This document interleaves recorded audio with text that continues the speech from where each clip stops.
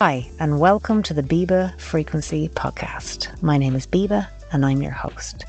Today on Conversations with Consciousness, I'm speaking with a very unique man named Daniel.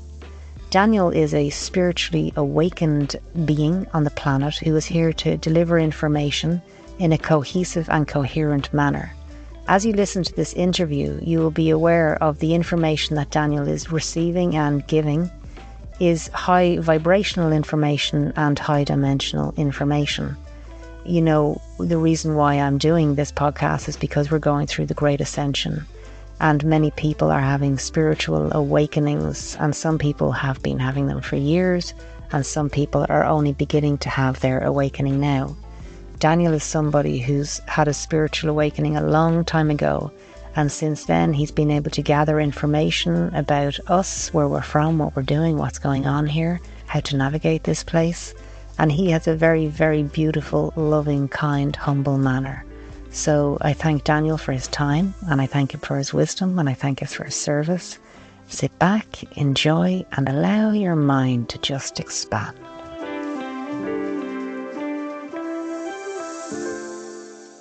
Hey, Biba, how are you? Thanks for having me. Yeah, it's exciting. I'm excited to talk to you because you're very unique and you have a very unique mind. And so I'm really looking forward to what you're going to teach us today and what you're going to help us remember about what we are and what this place is or what this place isn't. Yeah, it's amazing world. It's a what I think this journey is very personal for everybody, but what I've kind of come across in my own journey has been just staggering from where I thought everything would be like. Growing up as a kid, what I thought the world was is completely different to what it is now, and my goals are different. But all of it has been great. It's all life experience, and it's the soul's experience and the soul's journey, and that's amazing. And I wouldn't take anything back, and especially having expanded my understanding and knowledge of everything just shows me that I really did take the exact path I should have taken at the exact time that I should have taken it. So it's just everything happens exactly as it needs to, when it needs to. There's a beautiful level of acceptance in what you just said there about what is. Yeah, yeah.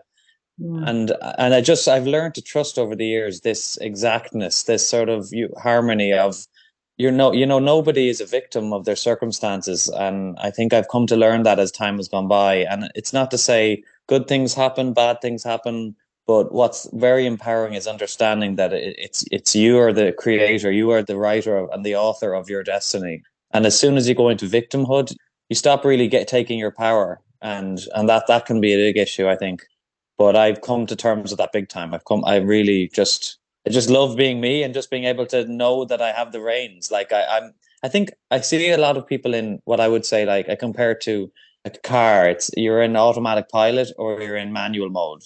And automatic pilot would be, you're going through the stages, do this at this age, do that at the other age. And there's nothing wrong with doing these things. It's just consciously doing it, knowing that what am I doing today? What am I actively doing today? Am I reacting or am I acting?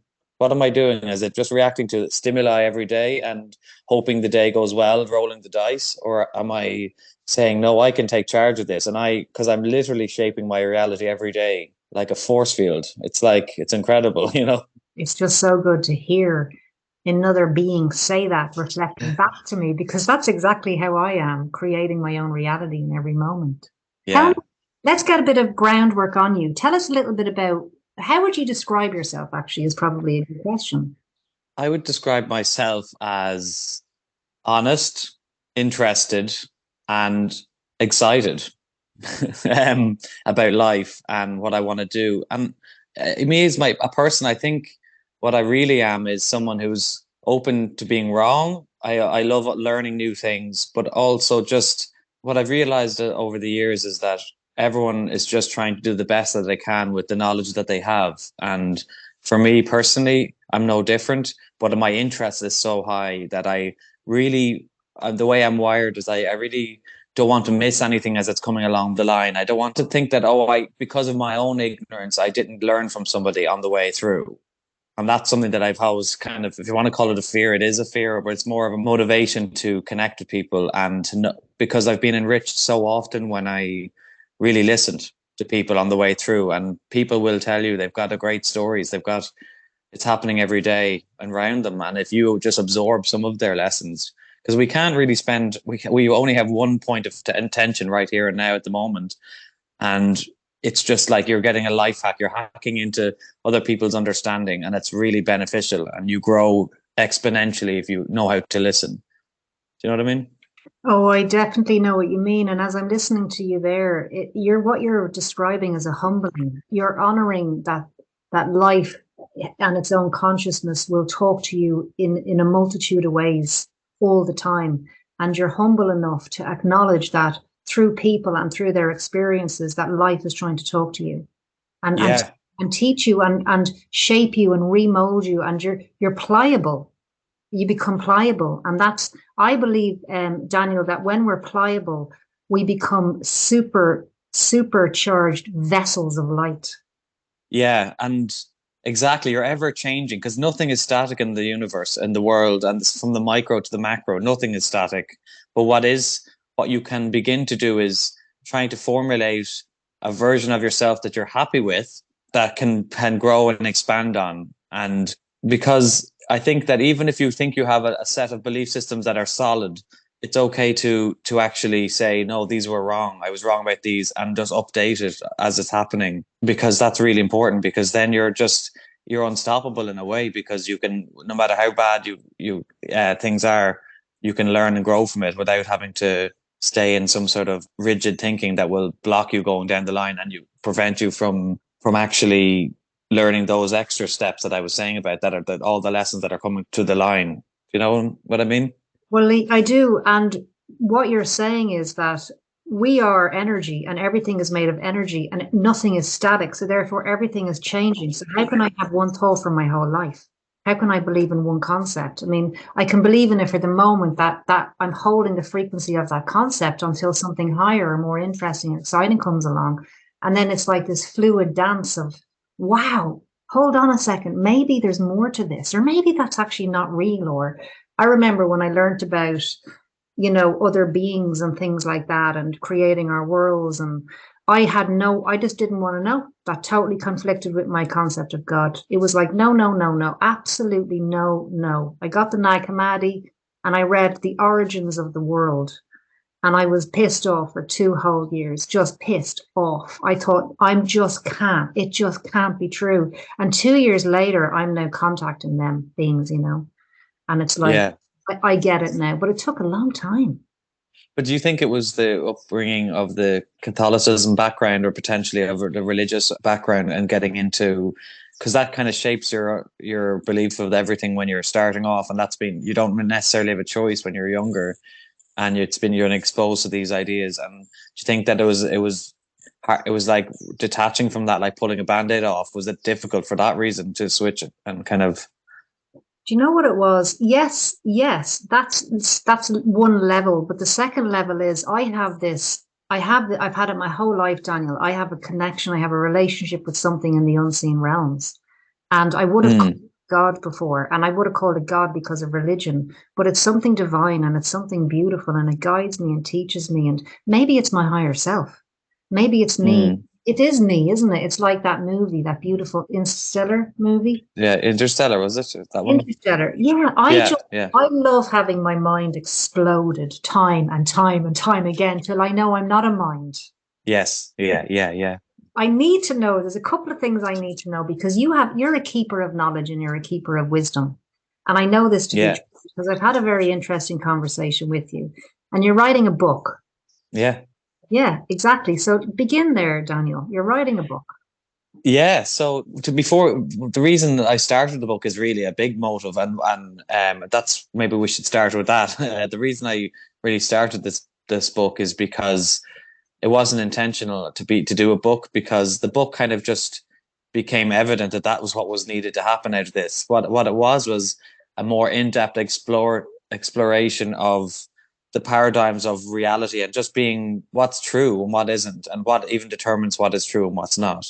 And actually, it started off with the concept of could the moon landing be real or not? Because I figured, well, is it possible, first of all, that it's not real? And why would that be? And then if it is real, then why have we not explored more and done more with what we had from back then? But the bigger thing was the moral side of it was interesting for me. And is it possible, let's say, that the American government, for example, could have lied to everybody in any practical way and for it to work? And if it did, is it okay that maybe, let's say, if they did not go to the moon, they told everybody that they did, if to unify people? Would that be a good thing? That was my moral thing. Well, maybe it is a good thing if everyone got together on this one idea, and maybe it was worth the lie for potentially not going. And so all these things came into my head. And then at the amount of hours of research of just looking at video footage, interviews of the astronauts speaking afterwards, looking at the physics of it, does it make any sense? And I think what I've realized in my discovery, that's really set off the concept of what is reality, and is it what we think it is? And because if something major can be shifted like that, I mean, whether it's Santa Claus or the Tooth Fairy or something like large like the moon landing, how can we begin to actually level this playing field and figure out where's my base level here? Like, where am I in this whole dynamic?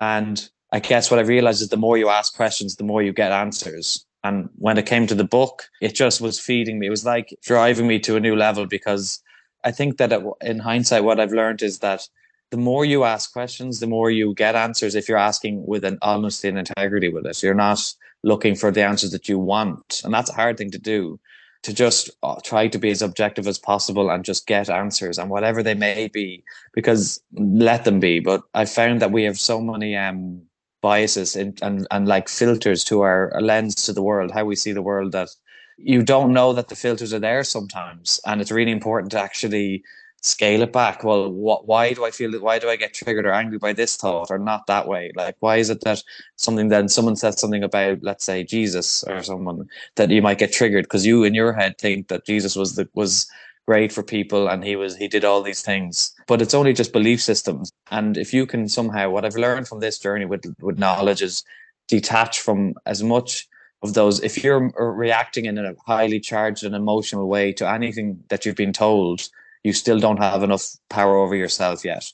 And that means that you haven't been able to take stock of what is inside you, because it's involuntarily coming out and presenting itself in an argument or with somebody potentially, or knowledge knowledge is coming in front of you. It's like that thing. What really kind of slaps me on the wrist if I am like that is that feeling of, well, you're going to miss out on something because of your own ignorance.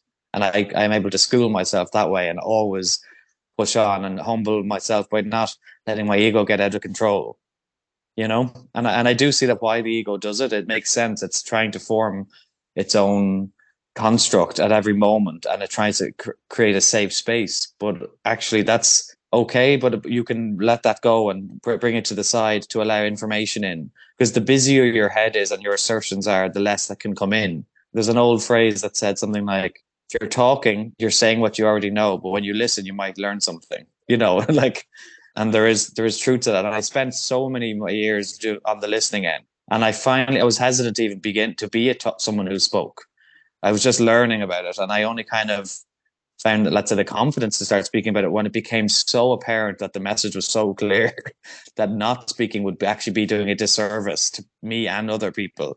So that was my moral conflict. It was like, I didn't necessarily my mind's been blown so many times in this journey that it would make no difference having not said it to another person, and I would die a happy person, like, knowing that information has come, like, You would die a happy person knowing that you can never die. Continue. Yeah, well, well, that's a different topic altogether. Yeah, exactly that though. Yeah, so the moon. Tell us so the moon led you to this knowledge. Tell us about this. You have got this knowledge, and I only accessed a tiny portion of what you know in a very short conversation. And it was like, it was food for my soul, because you were articulating my experiences, which is extremely unusual. And so you have all this knowledge. And how did it start coming in? When did you notice that? You noticed the investigation with the moon, and you started asking questions. You started asking the right questions from the right place, and more was being revealed. What more was being revealed to you? Well, it was incremental, because the way it works is that it's not like you open the door and all of it comes flooding in. But what it is you become more frequency congruent with certain aspects of that information, and you become like a detective, an investigator of segmentally of different bits of information. They come to you at that point. But if you're not open enough to allow whatever comes in to be the case, you will block yourself before you even get a chance to get momentum on that. And you'll wonder why you're not getting any more information. So it's kind of, I think it's... But you clearly didn't do that. You opened yourself up as a channel. Yeah, and I was just like, listen, whatever happens, and I'm going to just head for it. Like, and I spent nights and days like without sleeping because I was so interested and, let's say, obsessed, maybe, because you get a lot of junk information in as well as good information, and it's trying to process that. You're just like a computer trying to figure out what is the bull and what's the good stuff and what makes something more credible than others within that. And some things that should be ridiculous and not true seem to be, and then some things that seem to be, they should be true and they're simple are not. And so their paradigm gets thrown all over the place when you're trying to investigate it in that way, you know. It's disorientating, isn't it? Yeah, it is at the start, and I think that's the skill of it, and that's where it becomes very difficult. So let me ask you a little bit about, I'm going to bring some focus into this book because you're not getting away with not telling me a lot of what's in this book. I need people to know what you're actually keeping in that vehicle that's walking around Dublin, right? What's going on? What do you know that we need to know? That's a great question. It's to the point, and I like that actually, because what it is there's the number one thing, and there is maybe an order of this, but to summarize everything and put into words is that the only thing that limits you is the belief that you're limited. And to elaborate on that, there's a lot of complicated reasons as to why that is. But the absolute simple truth of it, the most expanded truth that I have been able to see is that it's only our belief systems and perceptions that are limiting us and the physics of the world around us. That's the fundamental of it. And that people can do amazing things if they get out of their own way. In terms of ego, but also know themselves better. Knowing yourself is knowing, if you want to call it God or the source, as it's often referred to as. The problem with the God idea is that there's a very religious connotation, and that can be damaging to some people, and how it actually can create a block for people learning. Like I said to you, it's like you can get triggered unless you keep doing work on yourself. You get triggered by the likes of even the word God. Could it trigger someone who's supposed to be a science person? And then a science person, there's all these things. And what's interesting about it is another thing I've learned is that there's no difference between science and spirituality and art and music. And the only thing that we've done is we've categorized them in segments to try and understand them. But we've also created, as a result of creating those labels, we've inhibited ourselves, because we almost say that they belong in a certain section. Well, the music thing is this, so that's whatever. And then, when you do art, that's one thing, and expression, fine. And then you studying something under a microscope about microbiology, and that's another thing. But you find that the more you dig deep is that everything is all of them together. And that everything, the way that if you ever see, like, read the likes of poetry, like Shakespeare, they always mirror the weather cycles with the anger and emotion. Like, say, if it's a thunderstorm, it'll be the turmoil inside themselves during the frustration that they're feeling at that moment. And there's this lovely sort of parallel always happening, and people call it it's like nice and poetic, they think, but there's a very specific reason that those thoughts were brought into existence, that you can match your mood with things like the weather, or that's only one example, but the parallels that happen, like, because everything is connected in those ways, all we're doing is just making a tiny observation of the link when we do those, and it comes across as beautiful because it is, but because we've noted it. And that's what being a deep thinker, I guess, would be, is that ability to observe those comparisons and utilize that understanding. But yeah, I'll just scale it back a small bit. But it's just, there's an expression called, I think they say, as above, so below. That really encapsulates more than I even thought it did when I was reading that at the early days. You can compare it to everything, being from the smallest things in your body on a cellular level, the processes, to the massive changes in the universe of the galaxies and how they work. Because the more you do expand on that understanding, you do see that they are like that. And it's not only that, it's that I think that particular comment, that statement was made in reference to consciousness in general, and that consciousness, what affects us, and it's like the butterfly effect. What affects you, what if you're going through some emotional things, you're going to likely attract, through the law of mirrors, things that are of that nature at that exact moment, because everything is ever changing and malleable in terms of your DNA, your conscious attention, everything, and they're all working not independently. They're all working together in a perfect order and in a flawless order, I would say. I've kind of come to learn that there's not chaos. There's just lack of understanding of the complexity. And we just put it down to randomness and chaos, things that happen. And I just think that's naive. And it's a bit ignorant to say that we know it so well that oh, those things are just silly things, like massive things that happen in the universe that we're like, oh, they're just random. Don't worry about it, kind of thing. But that's crazy. That logic will tell you that that's not possible, because if you look at everything that's so exact and beautiful in nature on the more smaller level, we see that there's harmony. But I see people judging, for example, the wildlife and how creatures are, and how the pecking order of, how they kill each other and they suffer, animals, the apparent suffering that we see within, on a nature program even, or one of those shows. You can see, and we do feel for these animals, but they are consciousness too, and they're working within an exact framework.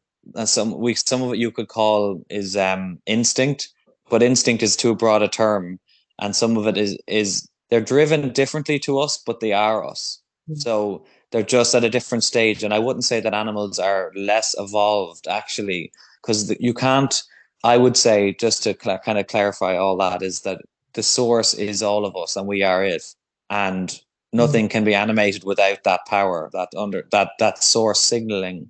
And that we may think wrongfully that some animal is more advanced than another because it can do things that are advantageous to it over another at that moment. But all that everything is, and this will bring me back to the very beginning, is just ideas. And what do you feel about this? What do you feel about that? And that starts shaping your soul and who you are. And I think that we've got this unfortunate attitude that has developed of competition, and that I'm better than you, or you're better than me because you did this, this, and this. Maybe whether it's academic or whether it's physicality, how you look, what you do, how you conduct yourself. And I did notice that when you drop that away, that doesn't become an issue. When you're not trying to be competitive with everybody and everything isn't so dualistic, your ability to perceive becomes way heightened. And that's a huge, huge benefit, I think, actually. If I drop my comparisons and how can I compare myself to another when I'm in all things? Yes. And you're no less or more. You're exactly the source, just like I am, experiencing itself in a different expression. And that's all it is. You can't judge that either way. It's just is what it is. And that's why it's just amazing when you can strip all that competition away from it and just see you see the beauty in the simplest things then. The more you simplify it. And when someone's telling you something, and even how they tell you, it's just beautiful to listen to it, because you can see that they're giving you the best description from their source perspective in that individual. And it's just incredible to see, because I may have assertions on what I think their perspective might be, but I'm already wrong, because everybody is unique in the exact way that they are. And that's what's so amazing, is that I don't have the time to be everybody. Well, I don't in this lifetime.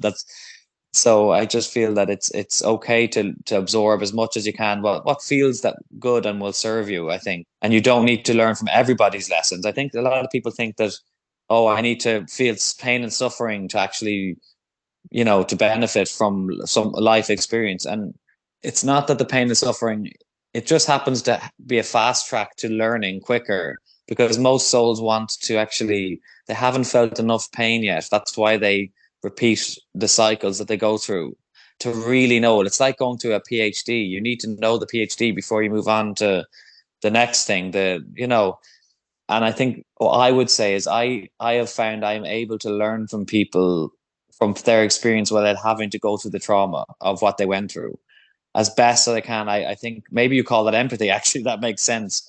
You would call it empathy, maybe, but I'd feel that it's not necessary that I suffer like rape or something terrible to actually learn that it's not a good thing, and the deep lessons of what that person must have felt about the control issue, and all those things. You don't need to go through that. Hearing someone's direct account is very powerful, I think, if you know how to listen and absorb it. And if you're willing to learn and you're an open vessel. Yeah. That's very nice what you just said there. And I actually was walking in the park the other day, and I was aware I was actually just a frequency. I wasn't even a body. I wasn't even anything. I could see it. I could feel I was a frequency, so I could tune into whatever I wanted to, because I was a frequency, which is all frequencies. And whatever I was thinking about is what I was vibrating at. And so I was very aware that I was consciously thinking very good thoughts, and I was beginning to feel I was so high on love, right, that I had to meditate to come down. Wow. I reversed it, I had to meditate to come down because I was so high on love, and I wasn't on anything. I was just high on love. I know. And that's a really interesting feeling you have, because if I was to try and explain to someone who had no understanding of the metaphysics or anything else, I think my sister's kid asked her mom what God was. God real, or what is he? How do you know if God is real?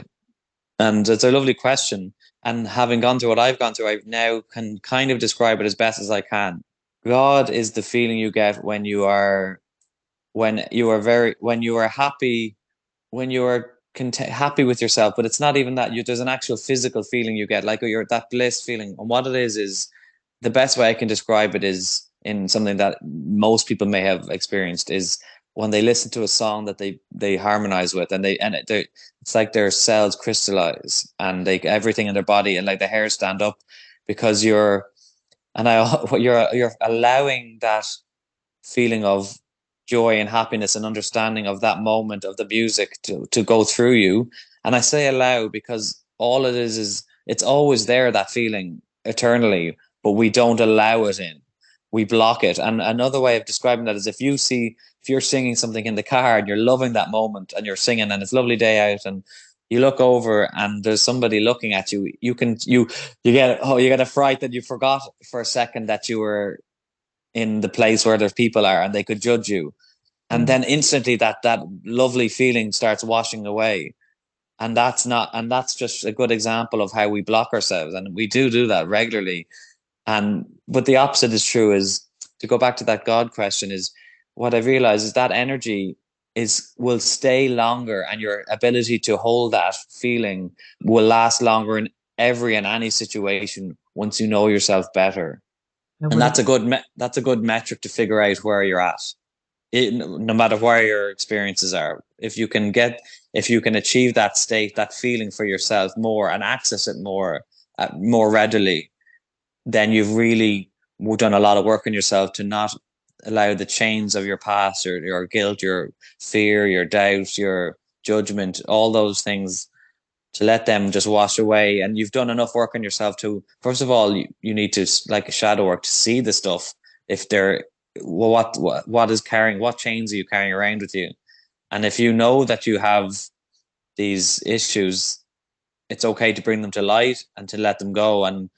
But the hardest thing is when you don't know they're following you, these issues. And but what is obvious at that point is that your outer world will mirror those. It'll give you an exact reflection of the best parts and the worst parts of you, and the limitations that you're imposing on yourself. It's like you're programming. It's like a computer program. You're literally programming the game you're about to play that day by how you are now. And I think that to really strip it back is to drop judgment as much as you can, to just listen more to what people have to say. There's a few things you could do if you had to do a list of things that would help you get into a space where you can begin to really pursue this journey of just knowing yourself, because knowing yourself is knowing everything, because you are the everything. So that's why people say that, I guess, I'm going to just share briefly what happened today. I went to the park and I was doing a Joe Dispenza walking meditation. And in the second half of this meditation, he says, close your eyes and go into the chamber of your sixth center, which is your pineal gland, right? So sometimes it's hard to visualize those things, but I got in today. It was there. have to look. It just showed. And I was in this spherical room. It was circular. And in the middle of this room was an anti-gravity table. And above the table was a ball of liquid light, like metal. And it was hovering over this anti-gravity table. And it was projecting all of my life onto the wall in like a circle. Do you know when you're a kid, they had those circular lights that would go around and the horses would go around? Yeah. And it was like the pineal gland is a projector for your thoughts. Mm. And I was shown that my thought, so if I'm thinking about lack, I'm going to project that into this 3D space and time, and I'm going to experience that.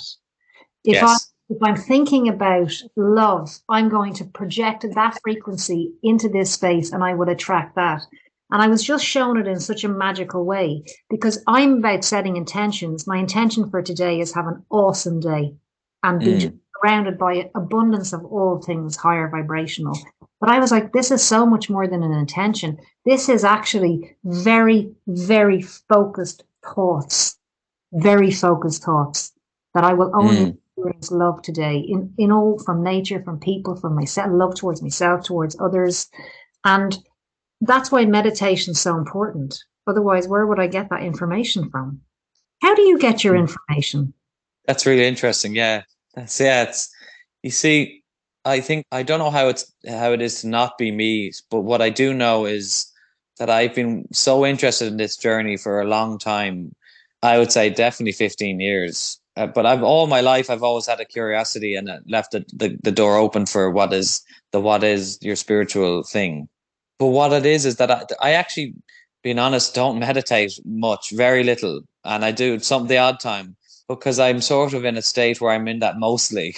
Yeah. What I mean by that is it's not that I was born that way. It's not. I definitely wasn't. It was that I worked on my personality and who I am and trying to strip back for quite a long time and listen to so many people, as I said, over the years that I was able to prevent things blocking my understanding, and that became a meditative state regularly then, where I was just the channel to allow information in and out, and whatever I needed to absorb for that was important to me that I thought would help, which just came quite effortlessly. That those moments of understanding, and so it wasn't that I needed to sit down in a vertical position to try and to allow that to happen. I was always tuning into that or phasing in and out of that.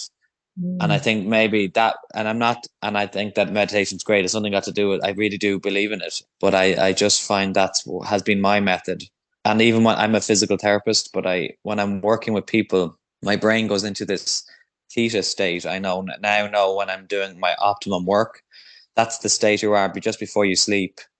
That moment just before you nod off to sleep. It's almost like I feel like a tired, like a nausea feeling in my head when it's happening, like as if I didn't get to sleep till 6 in the morning kind of feeling. That just goes over you and you're in that state. But I also realize I can hold that state. And then when I'm thinking about what I have to do with the person, the body that I'm working with, it reacts very quickly to my thoughts and my intentions at that moment when I'm in that state. So when that state becomes apparent to you, because it's always there, but it becomes apparent to you, what happens between you and the body that's there looking for help? What's happening there? What happens is I scan what I see in front of me, like do a 3D scan of the whole entire body, and I focus on their breathing, and I can, first of all, I know the muscles of the body, all the muscles, so I actually know what I'm looking at, and the bones and everything, how it should look underneath based on the movement pattern of that individual. So when they're moving, I can see, like almost like an X-ray, the energy channels, how where energy is flying through the body at that moment, through the muscular system particularly. And that's if they're moving when I'm doing an assessment, for example. But if they're lying down and I don't know that, I haven't really seen that part, I focus on I can just see that the body's out of position and where it is by looking at even how it's just at rest. So I'm able to go to the area. I scan the area to get like an avatar of what the person might be, and in my head I'm able to pick apart the area that is the problem, isolate it, and when I'm near that area, then when I go to with my hand to it, I send a signal to the area going to the spinal cord and back to the area as if it has healed already. and it catches up then with what I've done. So like So you're an alchemist, really, aren't you? yeah, well, I guess I would compare it as, yeah, in a sense, but I would think of it more in terms of frequencies. I'm able to send the right like it's tuning. I'm able to send the right frequency to the body for it to catch up with what it should be, what it should have been. And another thing it's almost convincing the body through, it's like a telepathic communication. There's times I've been able to talk to the individual as if I was talking to their head, let's say, but you don't even need to address the head when you're in your head when you're speaking to them. You can just address the whole body as a unit, because the body isn't separate. Even though we have parts to us, the more you learn about the body, you realize everything is linked at every level. That's a perfect example of how the universe is. Like I said to you, as above, so below. It's the same thing.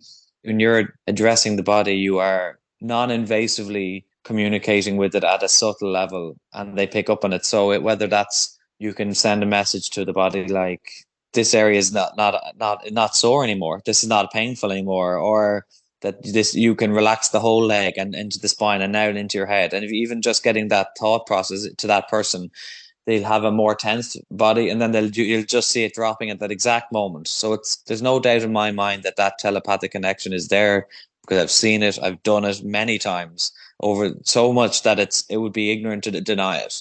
It was like, how much proof does someone need? And I'm that type that is quite skeptical. So it's a contradiction in a way. I'm like, no, that can't be, even though it's so much there all the time. And the only reason it doesn't work on a day is when I'm not in my headspace. I'm not allowing to work. I'm getting in my own way with either thoughts about anything else or distractions.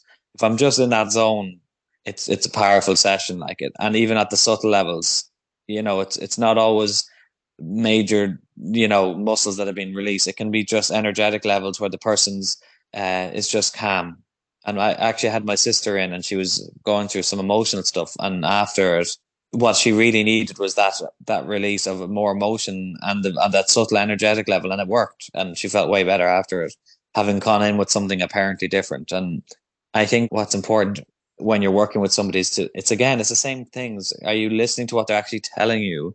Because they can tell you, I hurt my ankle, rolled over in it last 3 weeks ago. It's been really sore, sharp pain in the outside of the ankle, and you see that their body language is very twitchy. Generally, they're like nervous. They're always switching sides. I'm reading many things at that point. I'm reading the energy of the person. Are they anxious to see me? Are they happy that they're finally got someone here? Do they trust me? Do they not? Is their body language moving a lot? And all those things in a second you're taking in to try and to figure out. And sometimes the best thing to do is say nothing and let them speak their mind. And when you're a practitioner, someone trusts, they see you as in a role where I've had treatments where people have just talked, and that was the treatment. And I didn't necessarily have to say much. They just knew I was someone who was genuinely concerned and wanted to hear.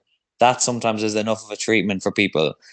Now, not often. I still do physical work, obviously, but what I find interesting is that if you listen, the messages, listen to the people, really listen to them, and you'll get the answers. And that really goes for everything that's how I've learned everything I have, is by really listening, active listening, not tell me something and I'm going to tell you something straight after. And that's the big issue, is if you can silence that voice that our heart has already come up with the next sentence, then you've great. It's golden. Then you're living. Then you're really free. Actually, I consider that to be free. You freed your mind. And you're present as well. I'm not thinking about what I'm going to say next. I'm just listening. Yeah.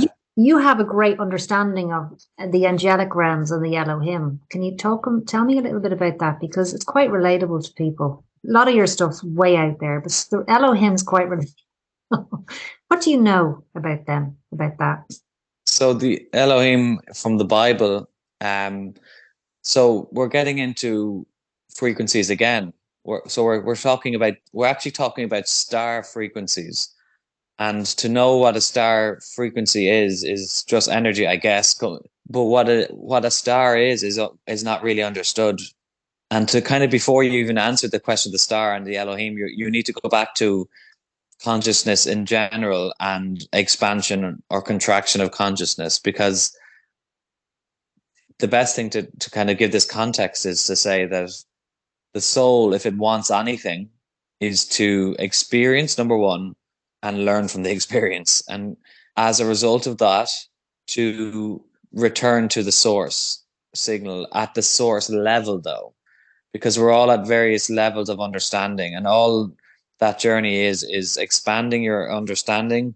And you take all to expand your consciousness means that you're taking in more data, actually, stimuli and information. And if you're really learning, you're understanding what you're taking in. You're taking in and computing it, not just taking in callously this information. It's not that way. It's interpreting it and putting an emotional charge to it, that information. And that's all that separates. That's what the soul wants, is to, in my view, is to grow and become non-local. You want to become non-local ultimately. The locality meaning you're fixed in a body and with apparent limitation, not real limitation. It's just a conscious attention in one section. And really what the soul wants is it can be in many places at one time. But what's the question then brings up is, well, what's the difference between you and me? Where does one person start and another one begin, or one soul? And the answer to that would be the collection of ideas that person holds creates a frequency signature that's unique to you. Now, you can have people that are very similar, and everything in the physical that you see in your body has been a manifestation of something that was non-physical at a soul level, or etheric level, if you want to call it that.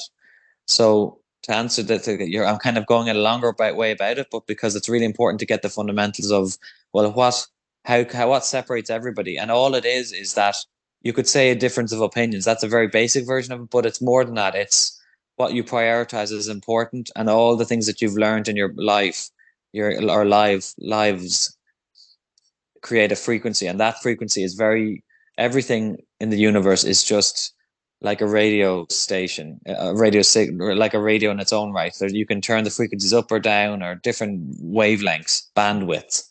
And your soul is the collection of experiences it had, and that has placed you in a bandwidth at that moment that is where you should be. That's why you should be. You're only ever exactly where you should be, because you can ask questions of stuff that you don't know about. And the reason you don't know about those other questions is because you're out of that bandwidth. You're not in that range yet.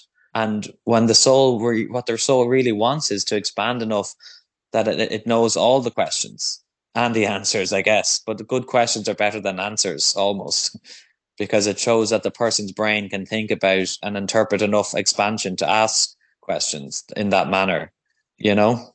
I'm loving this. Let's keep going, because I'm really enjoying what you're saying about you can only relate to what you're charged at, to what you're resonating at. So we're going back to the angels. So going back to them, and the thing about that is that their angels are just in a frequency, a different density. You would say a density, which is a collection of frequencies that make up a person, could be considered a density. A density is like, it has different meanings in scientific terms, where you would say if something is dense, it's more matter, we would think, in it.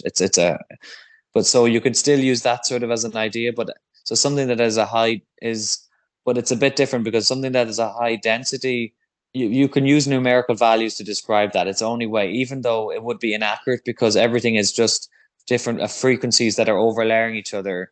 Everything is all together at one time. There's no time, and everything is together in one energy. So what we do is, because of our perception of range that we're in from now, we try to numerically value them 1, 2, 3. So just to kind of make it simple, we would be considered in third density now, which means third density experience means it's the collection, your bandwidth, that captures the physicality and not much more. That would be considered third density. Everything you can see, touch, feel, all your senses would be in third density. But when you start going up the densities, another way of saying it is increasing your frequency. And they're very much, that's really important. Your frequency is just more bandwidth. You've got more bandwidth, more information, more data coming in. You go to fourth density. Now you can start capturing so-called angels or etheric beings, that stuff that shouldn't really exist according to our science. They are now beginning to be possible to be viewed and understood or felt at a more sensory level. And then when you're going up to the fifth density, you're getting into the angelic realm.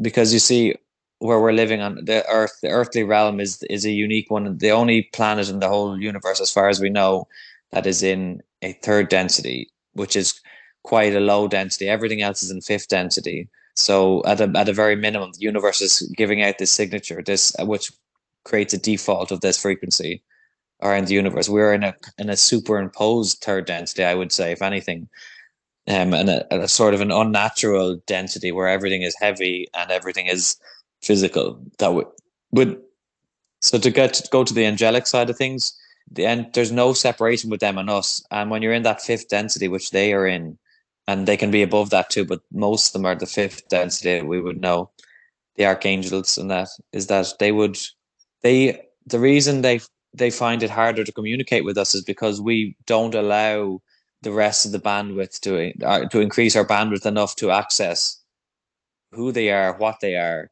So people just think they don't exist, they couldn't exist.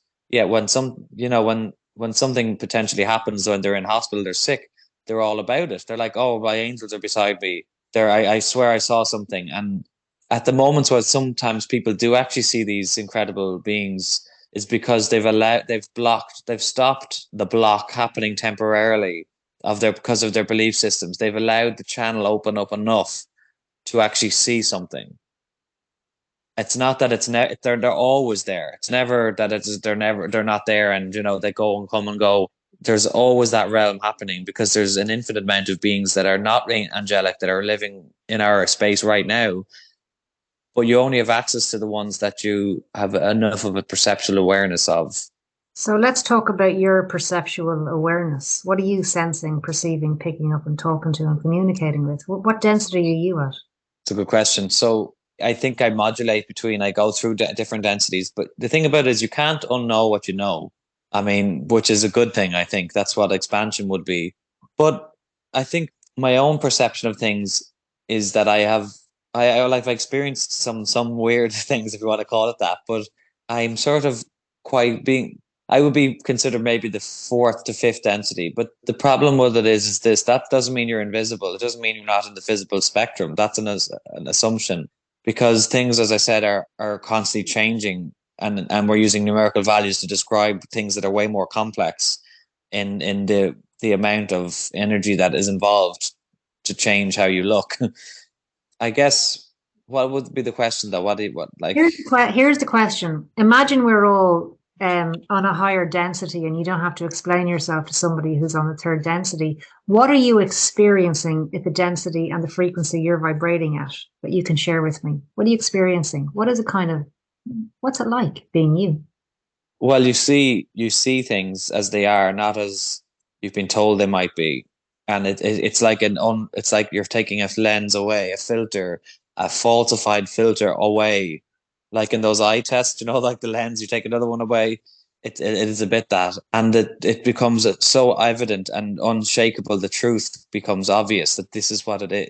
This is what it is. Whether that's the beauty of like a bee landing on a flower and how it operates, and you start realizing the interconnectedness of everything for what it is, and you feel it. It's not just an academic understanding. It can be, but it's way more than that. It's a sensory feeling, and your body reacts according to it, and you start sensing the energies in different rooms, and to some level you can see certain shadows and figures if you tune into it and allow it to be a part of your perceptual awareness.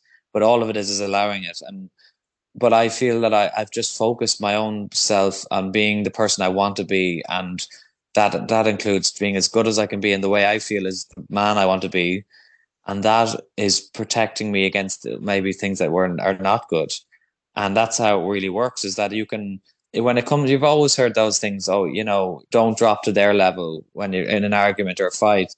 And that can be quite true when someone means you harm. If you try to, you can understand them very well, which I definitely do. Understanding them dissolves any frustration and anger, because you just get what they are about, and that they're doing the best they have with the perceptional awareness that they have. And that's why they're reacting in the way they are with you. Councils. You know about councils, don't you? Am I going in here into the depths of your chambers, your private chambers? No. I like private chambers. Where are you now? Like, what's your latest epiphany been, or your latest, what's just like exploded your new paradigm? So at the moment, I'm just going to research especially about the heart and DNA formation and how the body has a plasma imploding system where it creates a 0 point energy in your own body, like an energetic torus does. And the way the heart coherence works is that everything is electromagnetic activity. And that what I'm really kind of is blowing my mind lately is that is you are effectively like a black hole because of this pattern. And what can now be measured in a scientific sense is these rhythms and how there's the Planck ratio is a number that is very congruent with this imploding system where if you were to measure it, you can see the frequency lines, the waves. It's a longitudinal axis of frequencies that waves around itself and loops on itself, and that creates, for example, the double helix, that twisting effect. But it also is how the rhythms of the heart work. Even the heart itself is in sections, and what the heart does, and the muscles squeeze, one sheet of it squeezes, this squeezes this way, that squeezes that way, and together it's one contraction. And it works in quite a similar way that the frequencies work and the layering of that. But ultimately, what's so fascinating about that, and the biggest, this is a huge thing to know, is that is how you create a 0 point energy reactor, which is basically what Tesla created. And you see it in the movie Iron Man. It's based on the same principles of how it's when you have electromagnetic activity 180 degrees depolarized by 180 degrees, different phases, a plus and a minus. What you have is a charge differential of 180, which creates a 0 point energy, which means that's the same pattern that happens in your own DNA and your own, the way the heart works, to create that imploding. And I say imploding, so it's going inwards, both sides. So what, and that creates a self-sustaining energy that can continue, and that would be what you would call the source, if anything. That signal would be your source signal. That's unique to you, and that's the same for the sun, the earth, your body. Everything that exists has to be based on that signature, which would you call the source signal. And then what you have is ideas on top of that maintain the helix, this the way the DNA forms. There's nothing solid. There's no solid matter in anything. Even that's not solid. And when you see them in pictures, it's only a tiny snapshot of something that's always changing, and it wouldn't be accurate. Two snapshots beside each other wouldn't be accurate of the same DNA, because that's how much it changes that quickly. It's always different and always new. And what is similar, and you can read, is you could extract parts of the DNA if you had the technology and take sections of your life and read it out like a story. And each part of the DNA can be picked apart and shown that what forms the DNA is at that moment is the perceptual awareness you had at that time, if whether it's a trauma or something great, but not everything gets recorded into it. It's like only the things that matter to the signal or your consciousness will be put into that DNA as memory. Wow. So people who suffer from like Alzheimer's and issues, they're proteins in the brain and they're stuck like a webbing almost. And all that's doing is inhibiting neural connections and the firing of the neurons, which is a physical thing. That consciousness is not stupid or can't do it. It's just the signal is the receiver is failing the signal. The receiver is your body, and it's the body is failing, and but the signal is still working perfectly, and there's nothing wrong, or it's perfect. The signal is, it's just that the body is not receiving it well enough. And in a lot of cases, you'll find that autistic kids are it's a good example with autistic kids. They are high vibrational people who are trying to transfer more data than is available for the body to receive. So then it stumbles and it comes across as, by our metric, ignorantly. It's stupid, or it's not right, or it's not, something's off with it. We ignorantly put them in categories that they shouldn't be in, and we're not treating these people well. As a court now, their loved ones, of course, are, but I'm just saying, everybody as a collective should be really looking at it differently, consciousness. And you'll notice that just on that music is quite like that when you have people who are Alzheimer's are aging, and you play the music of something, first of all, that they like, but something from way back that really, it triggers them. And it is that it's But that music that's recorded is literally a snapshot of time.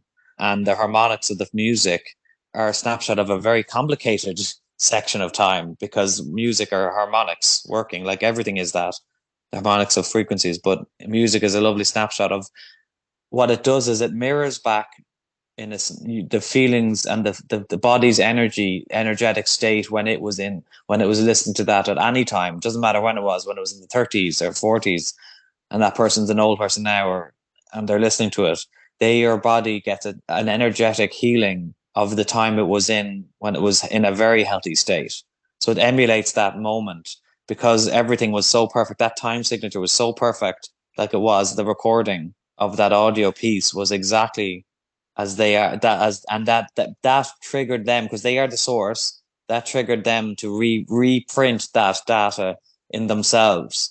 It's not so, in a sense, what I'm trying to say is aging actually is only aging because we agree on those perceptions. This is how you should look at this age. This is how you should. But we would reverse aging if our perceptual agreements changed. And that's an example of using the music thing. But you can actually, and it was done in a study where they had a whole city or town that was exactly like it used to be. I think it was in the 50s or 60s, and these older people were brought back in as a study into this place, and everything from the cars, the music, the radio stations, the people with the newspapers handing them out. And what they found was people started regressing aging, and after only 1 year, somebody regressed 5 years. And this was quite not just one off. Everybody was fairly consistent with their ability to regress, but the most somebody regressed after 3 years of living there was 25 years. And that means, when I say regressed, I mean the skin became more firmer, their postures improved, they were walking with a pet, running again back into their. So, I mean, that's the real implication. And like, to really wind that back to what I said at the beginning, the only thing that's limiting us is the belief that we're limited. And it's in that exact way that it's amazing that you are the source. So why would we even, it's laughable to think if the source can create universes and planets and everything, but it's struggling to make you younger. No, it's not. It's like, that's you deciding, I'm not going to do that. I'm going to agree to these terms. So everything is just so that kind of brings me to another thing about perceptual agreements. And we are influenced by everybody's agreements. We have an overview of a perceptual agreement. For example, when you're a baby, you can't really learn everything of the physics of this whole world in one lifetime. You couldn't. It would be too much data to take in. So that's one reason why you would say, there's life after death. But the perceptual agreements, we create everything, but we're also subject to other people's creation. It's like it can be constructive interference or destructive interference of their frequencies, meaning it kind of averages everything out. It's called the dominant frequency principle, where the highest frequencies will dictate the standard of how society should be. And it won't go up to the highest frequency because there's people on lower frequencies pulling it the opposite way. And somewhere between is the mix of everybody's energy in one basket. And that is what we call living on the earth, is that because people have all agreed to X, Y, and Z terms, it has created an absolute definite solidity to our physics, a consistency and a reliable, predictable consistency, because we are being reliable and predictable in our agreement. It's not because we're not subject to those laws. In a sense, we have created them as a collective. But as an individual, if you are quite a powerful person, you can kind of go into manual mode, like I said, and get out of automatic pilot, and then begin to shape your frequency, and you're able to create a bubble that's so powerful around you that even though there's other energies from neighbors and everybody around you that are influencing you, you become way more influenceable than they do, because that's how the dominant frequency principle works, is that you're bringing their frequency up just by the nature of you being beside them. You don't even have to say a word. The data is transferred regardless, and we're all subject to it. So you might have even had dreams where you actually experience what the neighbors were thinking, and that's because their energy is influencing you as well. It's not just, and that's what I've really learned to my own thing is I just do me as much as I can, and just keep my focus ahead and expand as much as I can, and be the best person I want to be. And that is bringing me to a good places and bringing in what I want back, which is exactly what I am. you get what you are, not what you want back. So good. It's just so bloody good. It's like the meat's on the bone, even though I'm a vegetarian. yeah. I'm not, I eat fish. So what really you're discussing there towards the end is when we become pliable and we start creating our own reality and we start slipping away or zooming out of the structures and the agreements and the contracts. And the whole DNA thing is really isn't consciousness. The more of us that are tuning into this, the more apparent and magnified this information is for us. So if you're Yeah. thinking that, if I'm thinking that, if my light being group friends are thinking, or they're getting the same information, and it's not just getting it, but you're looking at it, you're engaging with it, you want to learn about it, you want to embody that information, you and I will have a much richer experience within that bandwidth, right? Yeah, and they're always influencing you and you're influencing them, even when you're not directly in the same room. Their Definitely. thoughts, they're massively influencing. And you could think, all you've got to do is think about the person, one of the people. When you think about anybody, what are you actually doing? You're assessing at that moment their energetic frequency. What are they? What's the feeling I got when I was beside that person? Oh, yeah. And in a split second, you're thinking that. You might not be doing it consciously, but that's actually what your body's doing. It's modulating to that and going, okay, I know that. Yeah, that's that thing. So let me just think about them. And because that thing that you've just analyzed is their frequency, then you've actually just like the most advanced AI system that it could exist. You've just encapsulated their entire frequency, and that has, because a thing called the law of mirrors has brought that to their conscious attention immediately without you not being near them. They know that you've thought about them without you actively trying to do that. In that one moment, that's how complex we are. When you think of that whole individual, you've just analyzed their totality of their frequency as best as you can see. And because if you that frequency could be exchanged for numerical values, you could put in that as numbers. That individual could be considered numbers, and those numbers, if you were to type them into a computer, would bring you to that person's consciousness instantly. And that's why you're able to bridge the links between all consciousness. Is works that way. Is that's what it's just incredible, because that's what connects every consciousness to everything, even though there's no separation anyway, because you are the same thing. But from playing the game level at where we're at, you can really, I mean, that's it, like in a nutshell. That's why everyone's connected to everything. And it is about mastering this game of life, isn't it? You got to become a player if you want to play this game right. You got to become. Yeah. I've learned that. I actually becoming the best player I can be because I'm playing this game and I'm playing it well. I've got some kind of the ball is in my court, and I'm keeping it that way. I'm not allowing myself to get lost in the illusions of separation anymore. Yeah. And that you've said it right there, and the illusion of separation. There's no separation between anything. And if I would love to draw a picture of this, maybe I will do it, because it's so clear in my head of how everything exists as one. It's sort of like, it's like I would like train tracks that keep crossing over each other, like creating like an X's and O's, but at the finest detail, like a netting almost. But imagine that one, imagine a fisherman's net or fisherwoman's net, and now imagine another one over that facing the opposite way, and another one, and every one of those nets is a frequency. But every frequency is so complex, it's so tuned and fine that all of them together create layers of existence. And it's not, but none of them are not connected to each other. They're all exactly in the same space, yet they happen to be meshed in such a complex arrangement.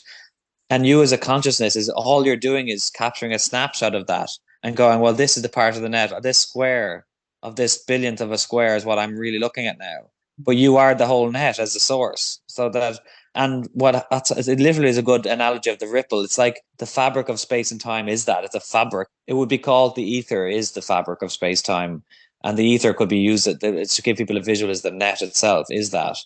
And that if you push down on one side of the net, and you'll see a ripple effect, and it will go through the whole net to the other part, because that's the hilarious thing, is the separation, the idea of separation. Of course, the other part of the net is going to have a ripple at the furthest point as you can go, and it will immediately affect it though. As soon as you move one point, the structure is still stuck together. It's not like there's no delay in it. And that's kind of a good example of what quantum physics is. It works in the exact same way. When you were And describing the net, you reminded me of you were talking about the heart beats here, that impulse is this part, the same as the heart, right? yeah, And the body there's no one part of your body that's more important than the other. But one thing that's interesting is what we know is that the body forms from the sacrum, not from the heart. People think, well, it has to be the heart, doesn't it? Or it has to be the brain, or it has to be no, it's the sacrum, the lower part, the bony structure of the lower back. That's what forms first and comes up the way towards the cranium, the back of the head. But it's interesting just that alone. It is. Yeah, it's like. Are you going to put that in your book, like what you just told me there? Yeah, that's the meat of it. What I've just said to you is if you can take a tenth of this from what I've said and accept it for what it is, or certainly digest it in a real way where you can feel what I'm saying, not just I think there's a difference between. I'll never talk about something that is usually that's so fresh because I don't know it enough until I can even my concept I can analytically accept it and understand it immediately maybe, but you have to feel it. That's that sense of feeling, which is that etheric energy. If you don't, what the same way as when you're looking at when you want to talk to somebody, or before you talk to them, you think of that individual. Like we said, you summarize their frequency, you measure it in 1 split second. You're doing that with everything, whether any concept, and because everything comes from this etheric realm, which is the non-physical, which is everything has to. It's not that it does, or maybe sometimes no existence can exist without it. And this is where we're going very wrong in science. It's by not including that, because what we're doing is working the symptoms in the physicality. We're not changing anything in the etheric field. And that is what the ancient people knew. And that's where we're really failing, like poorly. That's why all experiments you see in science that are not as good as they could be. And I say every experiment, because we're not considering the nature of consciousness in this way. And that's a big mistake. And you can create something in the physical, but the way it works is if you haven't changed the etheric side of it in a numerical fashion, you don't know, you will always get the same problem in the physical. Yeah, and you can get into what that gets into AI systems and what AI is and consciousness is, and people are talking a lot about that at the moment. And that is, they're saying, is AI sentient, and should we be worried about that? And what is sentience? Sentience to me is still kind of in my eyes, it implies still robotic thinking, mathematical thinking in a logistical way. But really, you should use the word consciousness, not sentience, really. But consciousness is ether, and ether is water. Actually, it's the closest thing to water, and consciousness is in everything, as we were saying, but if it's not being included in any experiment that happens, your experiment is false already. Oh, I say false. Well, your conclusions are false. Everything is exactly as it should be based on the inputs, but your conclusions are going to be wrong. And a lot of the time that happens with our experiments. And what doesn't really, and this is a really interesting thing, is there's a bit of corruption, a lot of corruption in the likes of these tests that people are doing in the double blind studies. It can be, or can be in anything where major studies are released, and they're using comparative analysis of 5 apparently independent people doing the test, and that concludes that the results are consistent with truth. That's what they would say to you. But the problem is, if I'm the one, first of all, there's so many factors, because all consciousness is linked. If I'm going to set an intention for it to create any sort of an experiment, what I've done is I've already influenced it, because I am the source. So I've already come up with a structure of how to think and an idea on what that expression of that thought should be in the form of an experiment. So if it's, let's say, an experiment might be, there could be rats with the cheese and finding the right cheese, the cheese that you want them to find, something like that. Because I've set that up, I am the source who's literally created that experiment. And why did I put the boundaries in a certain way, not another way? I put them in a certain way that I felt was right to create an experiment that I desired. That's me first, as the first person starting that. Then you've got other people involved. They have to accept your agreements coming from other places of social agreements themselves. So you and the second person who's helping you with the experiment have enough in common to begin that experiment and think that they want to create an experiment. But then the experiment continues. You start conducting it, and you find certain results are happening. But during it, one of those or two of those days, the me who created the experiment mightn't have been in the room. I might have been doing something different. My attention on something else. That influenced that experiment already in a different way. And then that person who is working underneath me or beside me with it, they are doing apparently the same test, just if they want consistent results. But nothing is static and nothing changes. Or no, everything changes. That the environment is a different environment the next day anyway because of all the inputs. So that person can't begin to do an exact experiment. Now we're getting into the fine detail of why the experiments, but to even bring it out a little bit up from that detail is you hand that to other people, that this is how we do our testing in science. We hand it to some other crowd of people. And well, why is it that that person was picked? Is it financial? Is it that your consciousness is matched? And if you're a finance person and that you think like that, you're going to actually, by the law of mirrors, pick someone that's inclined in a financial sense, more so than a scientific maybe sense. Mm-hmm. And then you've already influenced the experiment in a way that is sets you up. So your consciousness is now linking to the same people that are like you. It always is the people that are like you that you, even if you're there way the other part of the world, without knowing it, it's an exact science. It's a physics. It has to be that way. So you're going to pick people that are in your bubble of your way of thinking to a degree, your bandwidth. Yeah. And even though these are apparently independent people, there's no such thing as independent because everything is connected, and it implies separation. Yeah. And it's not the case. So those 5 different studies that they do with apparently different people are linked intrinsically because they have all the people in the world are the people that are most like each other that would be interested in that at that moment. So it's just their experiment is unique to it's just in their own time bubble, right? It's got no relevance to any of us else. Apart from Bruce Lipton and his epigenetics experiments for the last, since the 60s. I mean, that's a pretty far out experiment, wasn't it? Yeah, what he's doing is bang on, and he's on point with it. He's not considering the ether in the way it is though, in the same way. But he's got, I would say, most of that package put together in the way it should be. But he's doing it which is really important and needed, practical perspective and very hands-on physicality-based approach using quantum terms for sure. But I would say it's not quite expanded to the full extent. But he's exactly right in what he's saying, and that's great. And here's one thing: what I see differently about everything is that when I see the world happening, I see that I value that the bandwidth that people are in are playing a vital role in the bigger picture. I see that regularly. And I see why that is. That bandwidth is unique, but it needs to be said from that role, because for every thing that's said in that bandwidth, there's an opposite person who's fighting that at that bandwidth. And you need them to start talking to each other in that argumentative way to come to some conclusion at that frequency. Yeah, and it's like I see all these like cells working in the body. You need them. They need to kind of pair off and find each other and find ways of settling those till it becomes clear. And that's that conclusion. And everything is like fireworks going off. There's so many conclusions happening all the time with people at their own bandwidth. Were you good at maths in school? Not really, actually. No. I think it's just got to do with interest. Anything you're interested enough in, you'll make an effort with. People like you had to be born because you're questioning things that are essential. And I know everyone's related to the same bandwidth that they're in, but we're not all on the same level. There's no higher or lower. They're just not all on the same frequency. Yeah. And so people who are tuning into a frequency that have more information, like yourself, are the ones that are going to get these new concepts and implement them.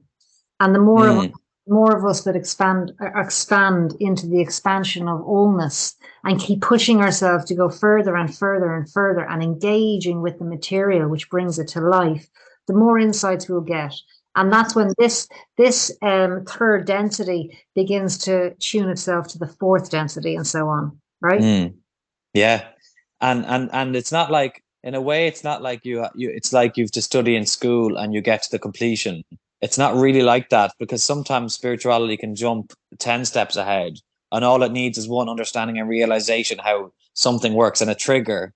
And that's what's great about like a chat like this is they might get a snapshot of a word or two that triggers them, that reminds them of something that they already knew in a sequence that they never knew it was in, and that changes their world. It's like, it doesn't mean they were less evolved before the conversation. They've just been able to unite again or find that pattern again, or it's yeah, it's just incredible. It's just amazing, all this stuff. Like It is you amazing. know. I'm like, you're quite intense. And I think that's why I like you, because I'm quite intense too. But it's nice that you're more intense than me. I feel less intense than I speak. That's so funny. It is Yeah, so, because it is I intense. You know what I mean? Sometimes for people. it is, yeah. But I think that I've always been that way. But what I've been is not, I never considered the word intense as something that linking it to me, but I see that I now come across as that. But I would have thought of myself as curious, interested, and but more importantly, like, yeah, open, but more like, well, did you really, what are we doing here? Like, what's going on? As in, I love having you can have the banter in it, but I think I tried to be I have been authentic with every decision I've made, good and bad, right and wrong. And authenticity is everything. When you're lying to yourself, you have another set of issues before you even begin to perceive what's going on around you. But that's a huge thing. But that everything stems from not being honest with yourself first. At least, like whether you're good and bad bits, like, oh yeah, I'm a devil for I love a drink on the Friday night, it becomes too many. That's an honesty, and it's Yeah. okay. Like, and with spirituality is I learned is that it's not. It's way more robust than I thought it was. I thought it was. What I mean by that is, if you are a good little boy, you'll do these steps, and then if you step out of line of those, you've lost it, and you're not a good person anymore. That's not what it is. Spirituality is bouncing, bending, realizing all of it is good. All of it is just interesting and mixed and experience, and it's great. And you won't live a life if you first of all just live. Don't be afraid to be step outside the boundaries. And if but that doesn't mean you go inherently looking for negative things. Of course not. But or trying to hurt people ever. But I kind of learned at the start. My experience of it was before was have to be so strict with everything, and down the line, that's exactly what it is. But Yeah. now I realize I can face those things and go, yeah, they're kind of fun, they're silly, stupid, and move on, and not let it consume me and move on, but know it. It's like for me, I just love that. It's like I said to you, people need to suffer enough before they learn the lesson. And I like to experience some of the lessons to make myself learn that before I move on. And certain things I need to still do, like procrastination is a part of that. If you're procrastinating about doing something, that can be your suffering. And it's the lesson of why am I a procrastinator? Why did I procrastinate so much? Not because I had to do it, because some level I didn't learn the lessons that it was trying to give me yet. And that goes for every lesson, really. Well, wait a sec. Let's talk about, when is this book coming out? Are you procrastinating on the book, or are you on target? Well, as I said, yeah, I've just opened up a chapter on this the heart coherence and the longitudinal the frequency and just trying to I'm binding that to the last of the picture, but I've expressed it today actually I think well enough, and it's good to know that I now know myself. I know it pretty well enough to just write most of it and then correct stuff. So I'm writing. I've been since I saw you. I've been way more active in my writing. Like I have my phone. I'm writing on my phone because I realized inspiration usually just doesn't fall on you, and if it does, you go with it. It's like, if I set myself up in my room and have my desk ready and everything, and I say you have to do that, it sort of takes that creative feeling out of it, and you're never going to get the right moments, and sometimes you have to do it. I know that when it comes to exercise in health, it doesn't the inspiration really doesn't fall on you. Sometimes you just don't want to do it, but you got to pencil it in and do it. And basically I'm saying is I need to be more strict, but I found a way to use the inspiration when it's there, at least that, and because that often sets my talking, so I can write it more out and more and more. But it's like a block of, if you don't begin the writing, nothing will happen, so you just have to go with something. Yeah, and have your notes open. Just something I want to share with the DNA before we close this out, and there might be something else you want to say, but I was shown my timeline a few years ago. I was shown my timeline in a vision, but I was there. I was in my body on a beach, but I was actually on my timeline, and I was being shown it, and I was shown how to heal my timeline because it's all in this now moment. So I could see that. So now I understand what that means, and I feel it. Then recently, during a quantum healing session, I was in this realm, and in this realm, I asked, the question was about my DNA. I want my DNA to go back to its original source code. That's the term I would use. You had another term which I quite liked. What was your term for the DNA? Yeah, Original with the code? source signal, it's a pretty close, pretty, yeah. And so I was in this realm, and this being who was kind of fuzzy was said to me, "Are you ready?" So I said, "No, I'm not ready because I don't know what you're talking about. I'm not just taking on something without knowing in future. I've learned to ask, what do I have to be ready for?" And he laughed at me and he just said, "Are you ready?" I was like, "Okay, I'm ready." And he put this scroll inside of me, and I knew instantly I wrote that. I was the original source that wrote that scroll. So when I do forget in this third density that I am the light and I am all that, my original source code DNA was activated in that moment. And it's an unfolding. It's not all going to be given to me today. As you said, you don't walk in the door and you know everything. There's Yeah. doors and mirrors within mirrors. And I actually totally understand what you're talking about with the DNA because I experienced that and I was shown that in a spiritual experience. And how I was the original writer. Isn't it so beautiful? It's such a love story. It always goes back to love, how I created this capsule of pure divine light. So when I was in a time such as this, I could reactivate that. So I go, Mm. Setting up beautiful scenarios for myself along the way of my journey as a light being, I guess. Yeah. And it is that, and it is complete your DNA as it is. It's just not it's not as active. You've latent DNA that's just not being activated as much. But yeah, and all activation of the DNA is reframing how we think of ourselves and our environment. And as soon as we keep putting limiting beliefs based on that, those what neurons fire together, wire together is a true statement. But it means if you have certain belief systems that are hardwired in Yes. exactly it then and as a foundational block, then if you don't know how to unwire those, if you feel they may not be the right block to go in as a hard, you need to be malleable that way. But ultimately, your knowledge is in the scroll and think that you would have gotten the information. It's there. You have it there as it is. And what we do is we tend to it's like a game settings. We turn the game up to difficulty level hard or easy, and depending on what we really want, is it's like the computer game and that like Avatar or something, is that we can put in these limitations, apparent limitations, and really to amp them up because of the excitement that will give the soul to say, look, I played the poor man who found his feet and then became a millionaire, or something like that. Like that's a great game. Imagine what a victory story that is. Someone from nothing, but actually like that you often, and I would say mostly, turn up the dial of that yourself. And that's the difference between automatic pilot and manual mode. You can also put in an automatic plan for yourself, and if you're happy to just go through stages, you can do that.